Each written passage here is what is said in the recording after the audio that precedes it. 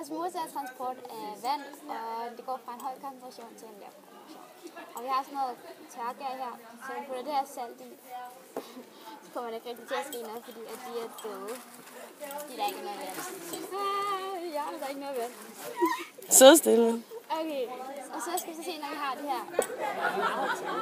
Og hvorfor sker der ikke en blanding? Fordi der ikke er noget vand. Fordi der ikke er noget vand. Der sker ikke nogen osmose. Og så er det her levende gær, kan man sige. Der er de ikke gået endnu. Fordi der stadig er lidt vand i Fordi der er gær. stadigvæk vand i Gærcellerne. Prøver at... Hvorfor er det så meget? Vi skal lige prøve at røve rundt i det her. Yes.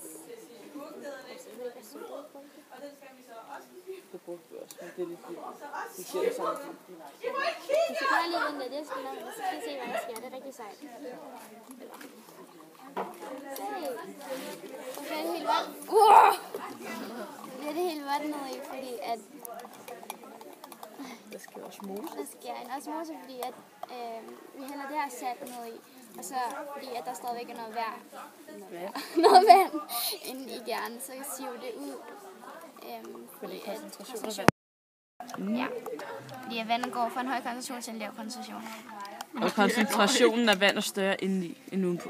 Fordi der ikke er noget vand udenpå. Det er bare salt. Det er bare salt, så det er sådan helt tørt, og så kommer vandet ud, og så bliver det flydende. Og det er osmose, mine damer her. Yes.